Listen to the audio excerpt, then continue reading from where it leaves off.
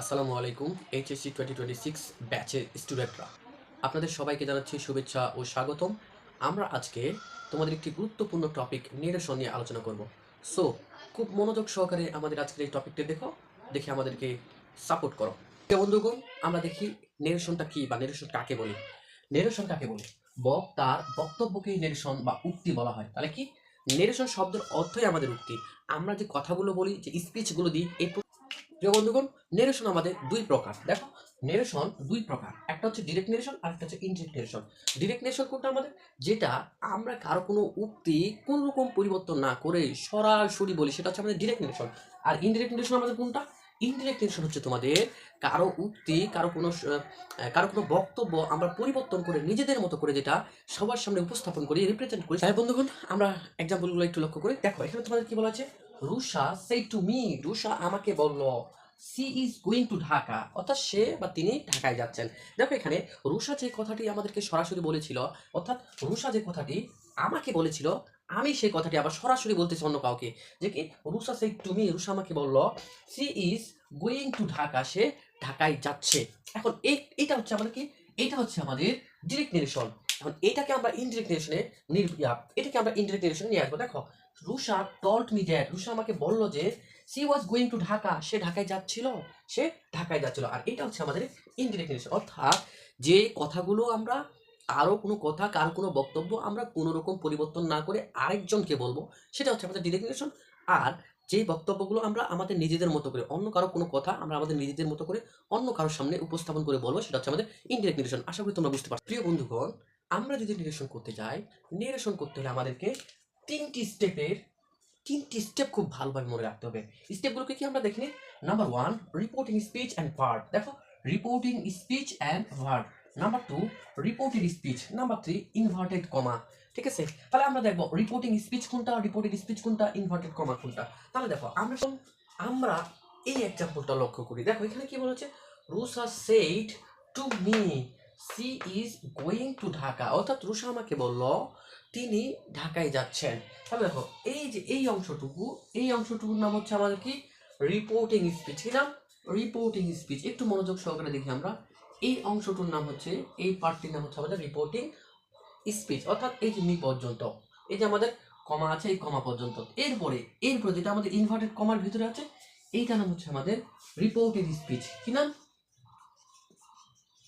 Reported speech. এখন দেখো, এখন আমরা দেখি এই রিপোর্টিং স্পিচের এটা নাম হচ্ছে রিপোর্টিং সাবজেক্ট। এটির নাম হচ্ছে আমাদের রিপোর্টিং ভার্ব। মোস্ট ইম্পর্টেন্ট, আমরা বলছি না, reporting speech and reporting verb, এই দুটা সম্পর্কে আমাদের কি করতে হবে? লক্ষ্য রাখতে হবে। তাহলে দেখো, এটা হচ্ছে রিপোর্টিং সাবজেক্ট, এটা হচ্ছে রিপোর্টিং ভার্ব, আর এটা হচ্ছে আমাদের রিপোর্টিং অবজেক্ট। আই হোপ তোমাদের কাছে ক্লিয়ার।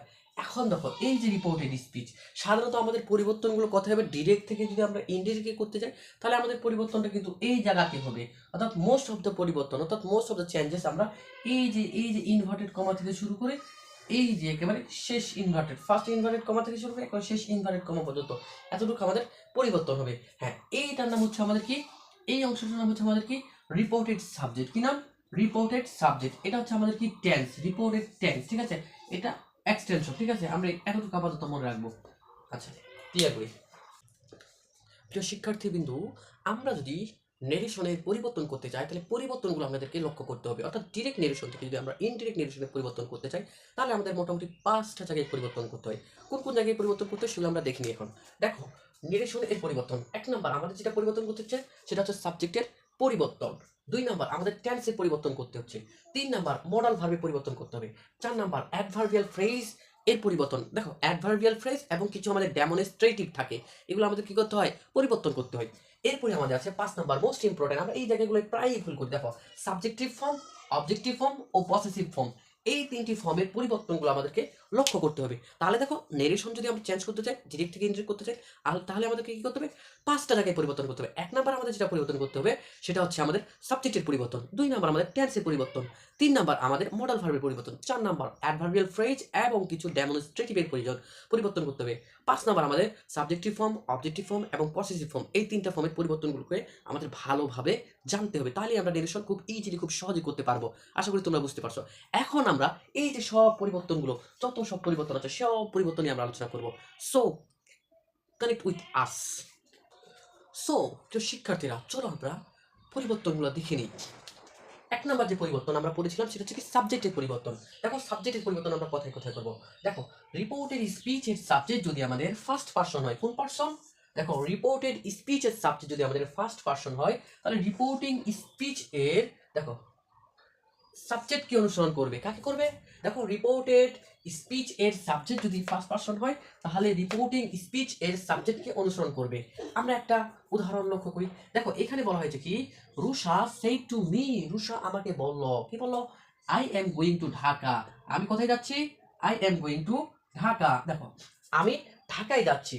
দেখো এইখানে দেখো এই যে আই, আই সাবজেক্টটা রিপোর্টেড স্পিচ, ইনভার্টেড কমার ভিতরে যেটা থাকবে আমরা একটু আগে দেখে আসলাম, সেটা হচ্ছে কি রিপোর্টেড স্পিচ। এই যে রিপোর্টেড স্পিচের সাবজেক্ট হচ্ছে আমাদের আই। আই মানে আমি, আইটা হচ্ছে আমাদের ফার্স্ট পারসন। দেখো ফার্স্ট পারসন হলে আমরা কি দেখলাম? ফার্স্ট পারসন হলে রিপোর্টিং স্পিচের সাবজেক্ট অনুসরণ করবে, তার সাথে আমরা সি পরিণত করবো। দেখো she was going to Dhaka. আশা করি তোমরা বুঝতে পেরেছো প্রিয় শিক্ষার্থীরা। এরপরে আমরা দেখি, এরপরে কি বলা হয়েছে আমাদের? রিপোর্টেড স্পিচের সাবজেক্ট যদি সেকেন্ড পারসন হয়, কোন পারসন? Second person. এখন দেখো সেকেন্ড পারসন কোনটা? ইউ। ইউ মানে তোমরা। দেখো ইউ, তুমি, তোমরা, তোমাদের, এগুলো সব মানে হচ্ছে কি সেকেন্ড পারসন। তাহলে দেখো রিপোর্টেড স্পিচ এর সাবজেক্ট যদি সেকেন্ড পারসন হয়, তাহলে রিপোর্টিং স্পিচ এর অবজেক্টকে অনুসরণ করবে। কাকে অনুসরণ করবে? রিপোর্টিং স্পিচের অবজেক্টকে। তার মানে এই যে অবজেক্ট, আমাদের এই অবজেক্টকে অনুসরণ করবে। দেখো এখানে আমাদেরকে আমরা এক্সাম্পলটা লক্ষ্য করি। Rusha said to me, Rusha আমাকে বলল, কি বলল? You are going to Dhaka, তুমি ঢাকায় কি যাচ্ছ? তুমি ঢাকায় যাচ্ছ। দেখো ইউ, এই যে ইউ, এই ইউটা আমাদের সেকেন্ড পারসন। সেকেন্ড পারসন হওয়ার জন্য এই ইউটা কাকে অনুসরণ করবে? অবজেক্ট অনুসরণ করে পরিবর্তন হবে। দেখো ইউ আমাদের second person, you second person হওয়ার জন্য অবজেক্ট আমাদের কি? আমি, মি, মির কাছে এসেছে। এখন মি এর সাবজেক্ট আমাদের কি?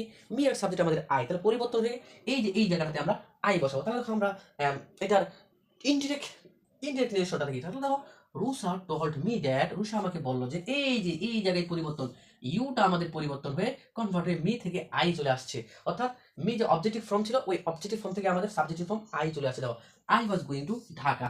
আই হোপ তোমরা এটা বুঝতে পারছো। এরপরে প্রিয় বন্ধুরা আমরা পরের পরিবর্তনগুলো দেখি। দেখো রিপোর্টেড স্পিচ এর সাবজেক্ট যদি থার্ড পারসন হয়, কোন পারসন? Third person. এখন থার্ড পারসন কোনগুলো?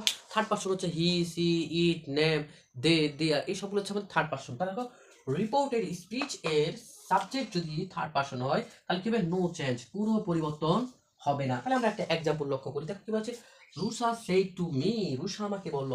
রুমা সিং আ সং, রুমা একটি গান গায়। রুমা সিং আ সং, রুমা একটি কি গায়? একটি গান গায়। এখন তো এই যে রুমাটা রিপোর্টেড স্পিচের সাবজেক্ট, এটা রিপোর্টেড স্পিচ আমাদের, এটার সাবজেক্ট হচ্ছে কি আমাদের? রুমা। রুমাটা কি? Third person, third person singular number. এখন থার্ড পারসন হলে আমাদের কি হবে না? কোনো রকম কোনো চেঞ্জ হবে না, অর্থাৎ নো চেঞ্জ, যা আছে তাই বসবো। তাহলে আমরা কি করি? ডিরেক্ট টু ইনডিরেক্ট করার সময় দেখি, Rusha told me that, Rusha আমাকে বললো যে সি। এখন দেখো রুমা আর, রুমা হচ্ছে নাউন, রুমার প্রোনাউন ফর্ম হচ্ছে আমাদের কি? সি। দেখো তোমরা যখন করতে যাবা, তোমরা যখন প্যাসেজ আকারে নেরেশন করতে যাবা, তখন কিন্তু আমাদেরকে এই যে অর্থাৎ ইন্ডিকেট করে দিতে হবে। R U M, R U M দ্বারা আমি বোঝাচ্ছি রুমা, ঠিক আছে? ইন্ডিকেট করে দিচ্ছি। সি স্যাং আ সং, সে একটি গান গাইছিল। আশা করি